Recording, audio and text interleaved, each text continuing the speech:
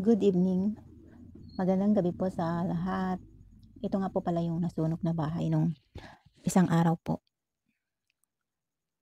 Yung kinunan ko lang po siya ng video kanina kasi po nanginginig pa po ako. Parang nanghihina dahil dun sa sunog. Yan po yung natira sa bahay nila, yung kusina, tsaka yung CR. Tapos yung dalawang gasol nila hindi inabot ng apoy. Pero sabi nila yung stove nila naabot ng apoy pero yung gasol hindi. Kaya mabuti po hindi inabot ng kasi pagka inabot pa po siya, masusunog talaga yung dito banda sa likod namin kasi po yung bandang likod ay marami pong kahoy diyan sa likuran namin. Mga kahoy na naka lagay lang diyan sa likod. Tapos yung kamansi, yan nag-dry siya sa sobrang init ng apoy nung isang araw. Yan po, dahil sa sobrang init, kaya nag-dry po siya. Yan po yung CR nila, tsaka doon banda sa kusina. Yung bigas nila inabot din po ng apoy. Nakakatakot po siya kasi walang tao. Walang tao yung bahay nung nasusunog, tsaka sarado po yung pinto. Nung pinasok po ng mga gustong tumulong dyan, hindi po sila makapasok dahil naka-grills yung pintuan nila. Tsaka marami silang aso. Sarado po yung bahay nila. Kaya yan po. Tsaka yung bombero hindi po nakadating agad. Kaya mabilis po umano yung apoy. Nakaka-nervous po kasi dikit lang yung bahay namin. Tsaka kahapon ang una kong naisip ay magdala ng tubig sa taas.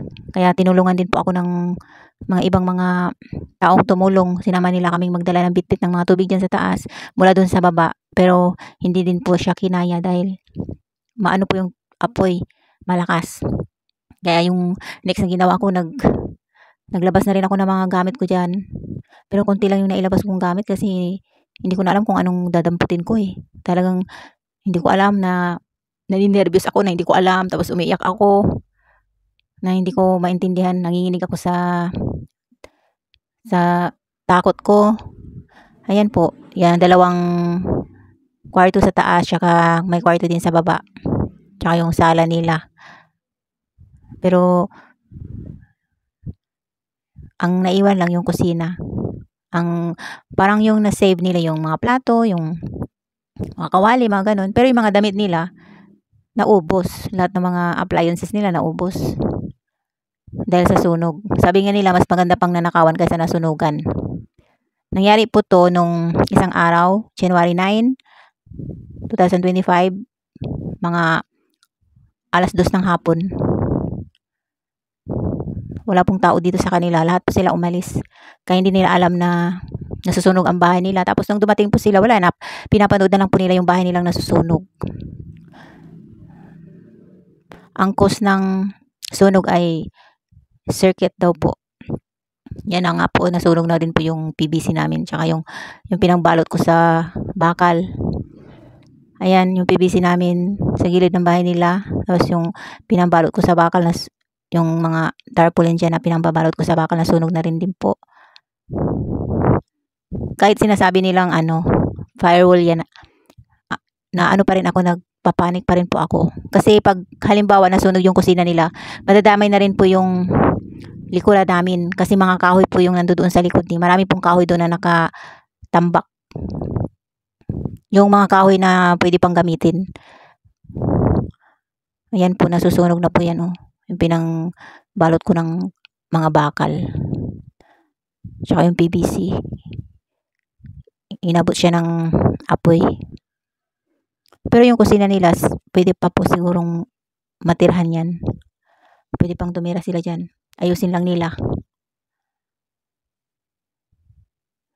Para may matitiran sila pansamantala. Malapit po sa mga kapitbahay. Ayan oh, dikit-dikit lang po. Yan. Yan po yung store ko na maliit. Yung bahay namin hindi pa po tapos.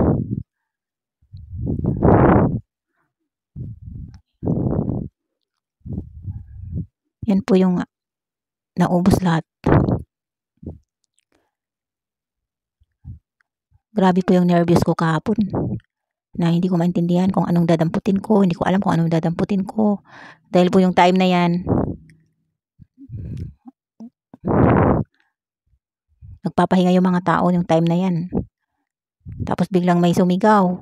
Sumigaw yung kapitbahay ko na nasusunog yung kapilang bahay, nasusunog. Ayun, yun po siya yung may-ari ng bahay. Wala po siya anong nasusunog kasi nag-driver siya ng jeep. Tapos yung asawa naman niya ay nasa palengke. Yung mga anak niya nasa school. Kaya wala po talagang tao ang bahay nila. Mga aso lang ang naiwan sa bahay nila. Kawawa po sila. Pero sa awa ng Diyos po, marami pong nagbigay ng tulong kahit papaano. Makapag-umpisa muli sila. Sabi po nila meron daw po silang pera dyan sa loob. May naiwang pera, may nasunog na pera. Pero wala na pong magagawa kasi nasunog na lahat-lahat. Yun lamang po. Maraming po salamat sa panonood. Bye and God bless us all. Thank you.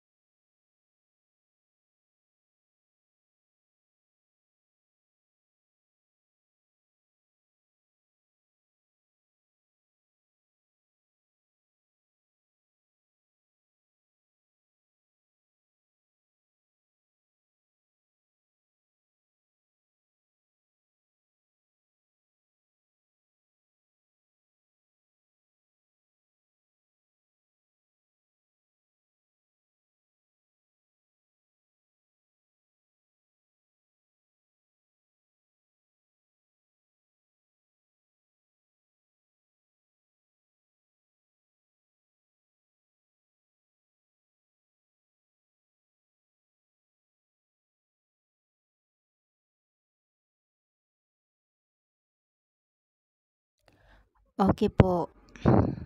Hanggang dito na lang po. Maraming po salamat sa maraming pong salamat sa panonood. Thank you and God bless us all. Bye.